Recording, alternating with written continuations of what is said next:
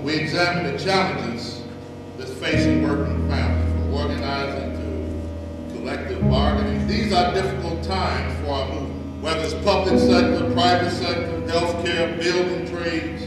The attack on our labor movement is unprecedented. Ladies, we have insight. Use it to your advantage. There's no one that has the right to do anything that would destroy your self-esteem.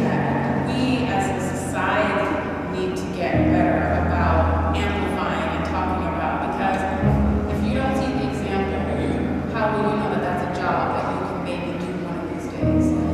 And we're not talking about things like everybody should make $1 million a year. We're talking about things like people should have health care. People should get vacation.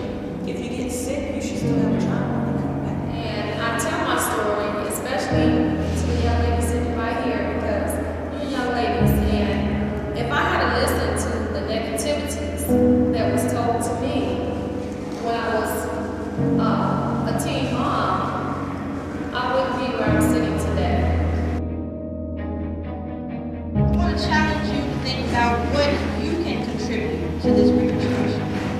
What can you take back to your local? What information can you pass on? What next generation future member can you encourage to become a member? So I just want all of you to go back to your local, encourage people, let's keep this movement going so that we don't let the right wing take over and we lose everything that our forefathers have fought for.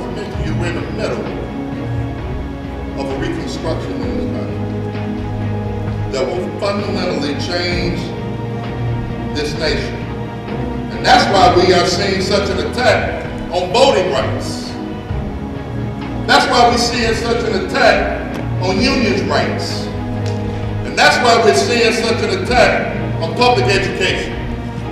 And that's why we're seeing the resegregation of our schools. They're afraid of you.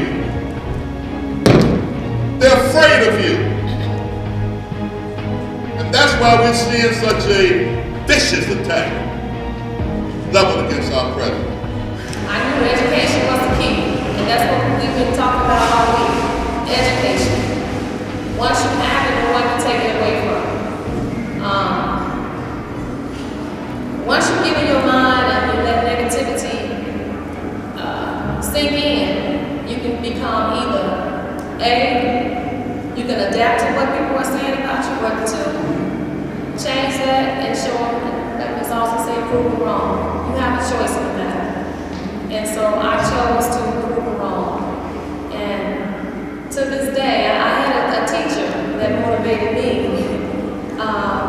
when I was in school, and she told me, "You too smart to not finish school.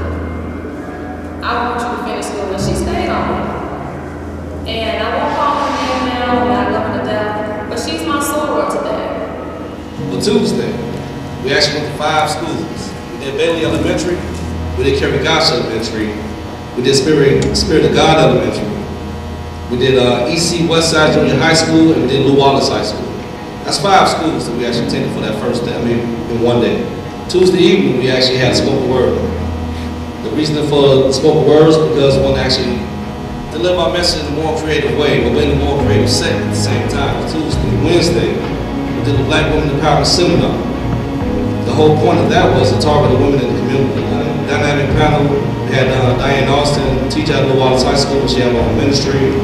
It was moderated by Local 1066, chairperson of Civil Rights, Sherry Schultz. We had one of our own staff reps at the District 7, Marquette McDaniels.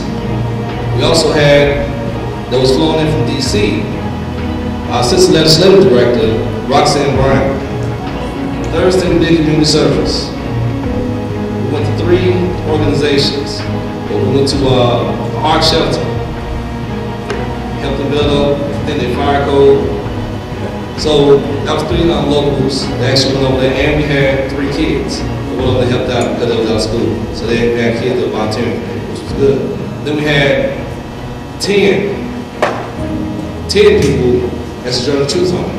And then we have today, the grand finale, the inspiration for me, the motivation for me, the message for me, to get out there and make something happen. But the whole point this whole week was, as you actually probably realized, we had multiple locals working together. It wasn't just one local. See, Black Labor Week is about getting back to the black community, but it touches people in more ways than one. It creates something in more ways than one. It creates unity.